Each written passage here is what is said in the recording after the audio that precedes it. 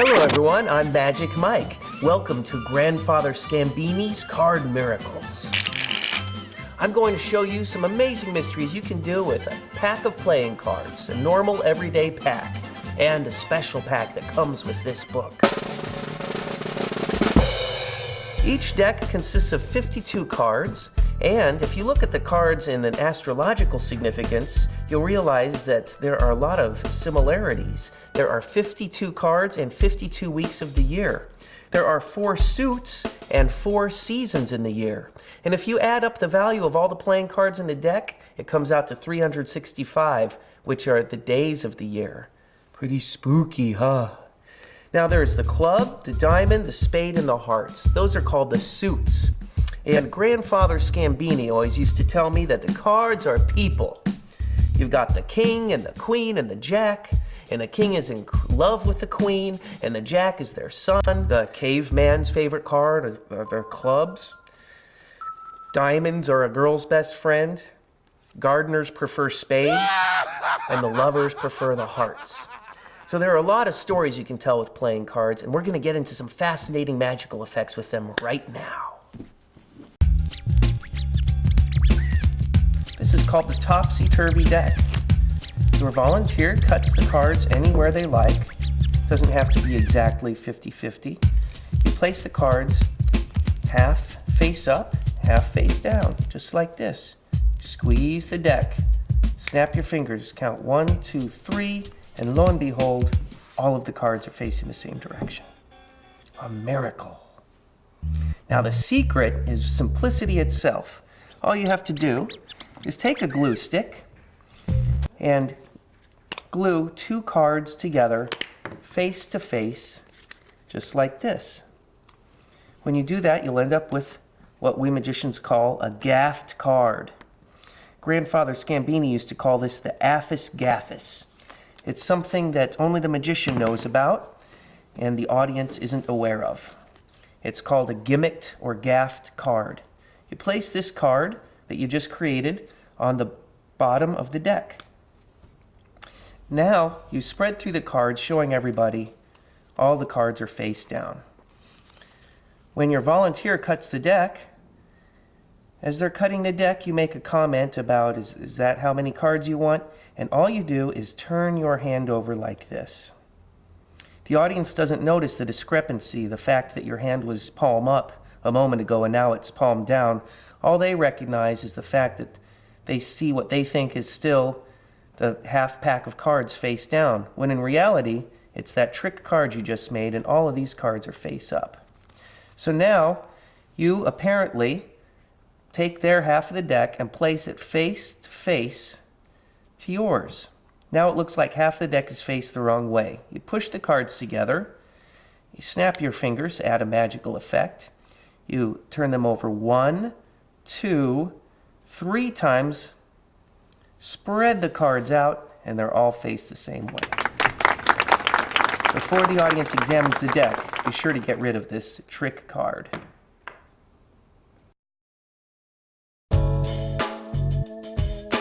Okay, so there's money in cards. Show 2 cards like this, put them together, give them a twist, and wow, a 50-cent piece.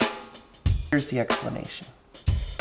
You have the coin behind the card the whole time. You show this card, and before you show the other one, you slide the coin underneath it, and then you show this one. And then you sandwich the coin between the 2 cards like this. You then twist that top card to make a magic gesture, and then let the coin slide out. Looks just like real magic.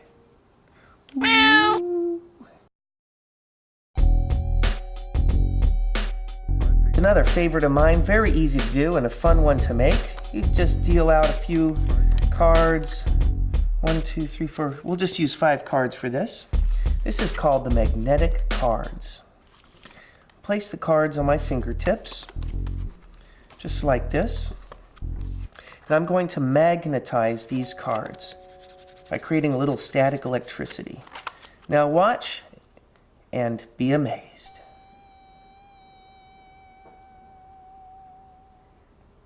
Watch as the cards stick to my hand.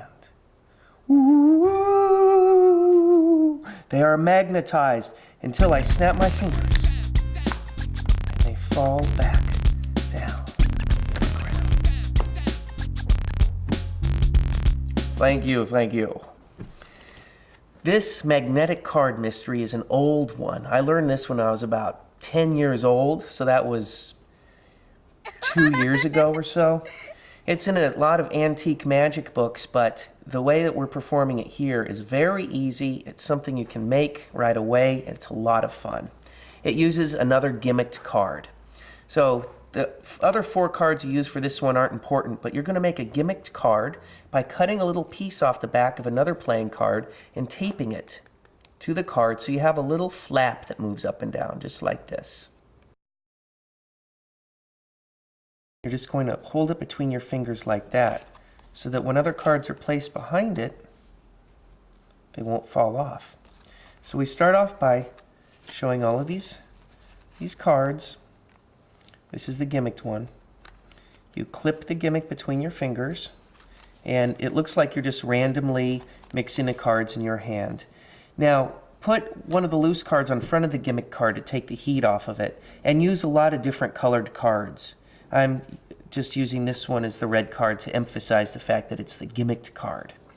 You rub this to make static electricity, place it back under the gimmick card, exert pressure with your fingers against the back of the card, and they all stick.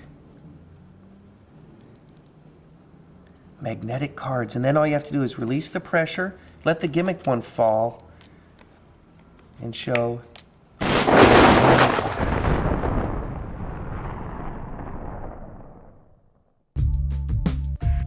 the rising card. Earlier, your volunteer, chose the 6 of spades. Now you're going to show them a pack of cards like this, square them together, wave your hand over the deck, and watch as their chosen card rises by magic all the way out of the deck. How did I do it? Amazing! The secret is very simple. In fact, I came up with this when I was in grade school. I think it was 6th grade. Best 3 years of my life.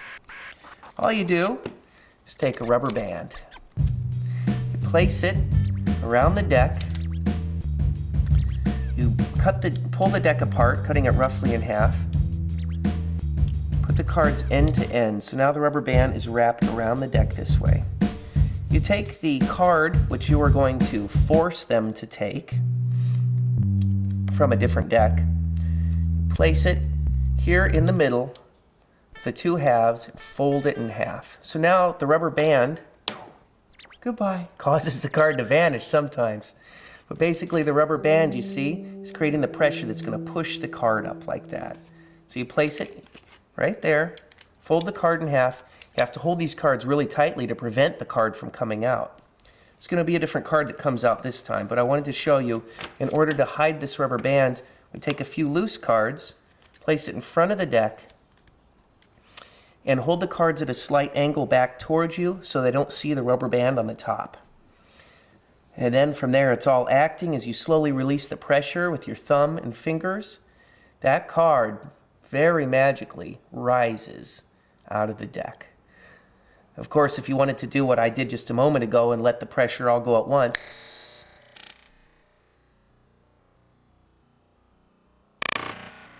it'll jump right out. Get rid of the pack of cards, call all the attention to the card that rose out of the deck, and you've got yourself a winner.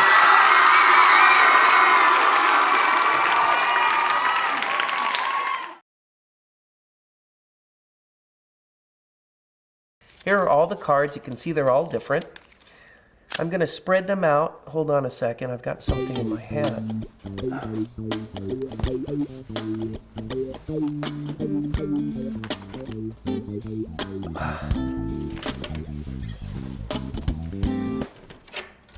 I was wondering where you went.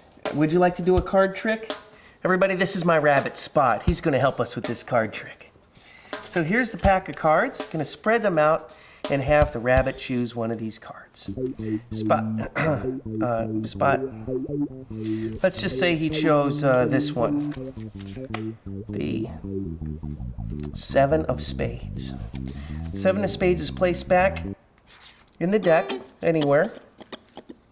Magician snaps his fingers, spread out the cards, and we'll see if we can't get this rabbit to choose the exact same card. Wouldn't that be amazing? Go ahead, Spot. This one? Look at that. The 7 of spades. A very special pack of cards came with your book. I'm excited about it.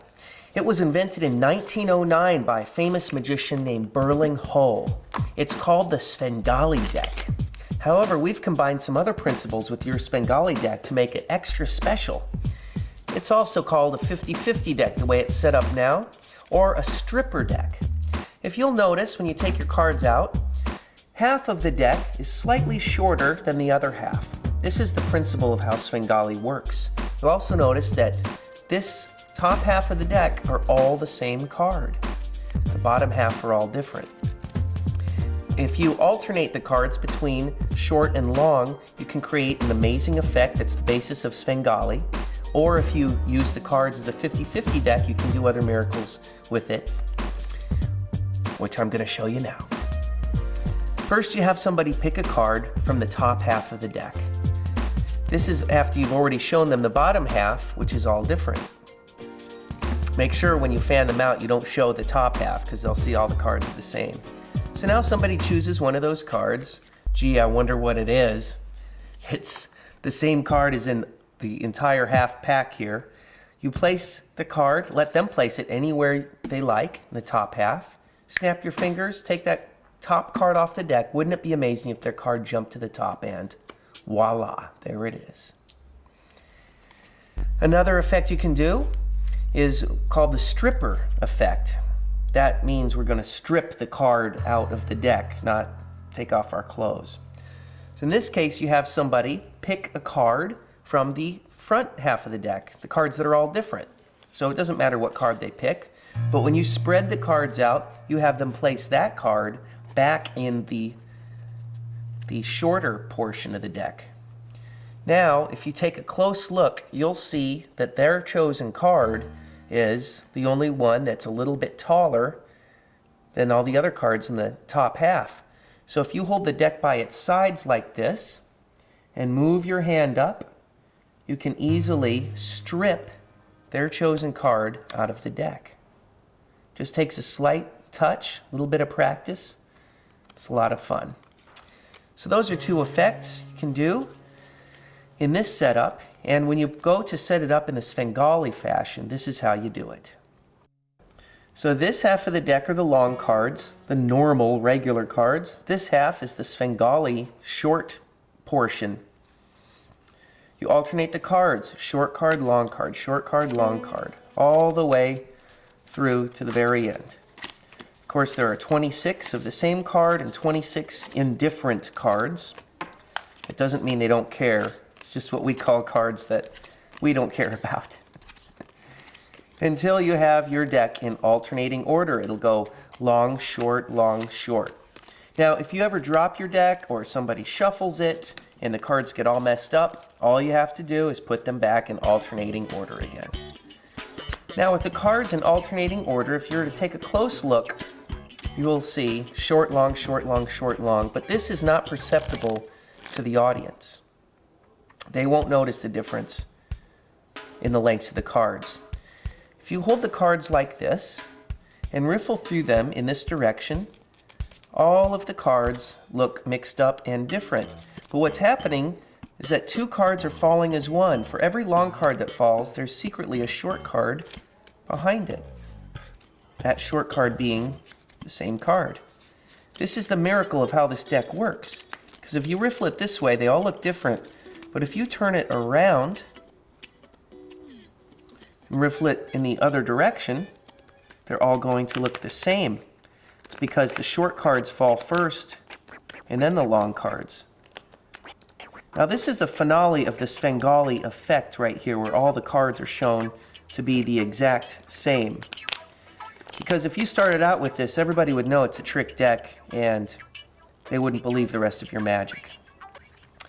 It's best to use this deck in a very sparing way and only do one or two of the possible effects with the Svengali deck.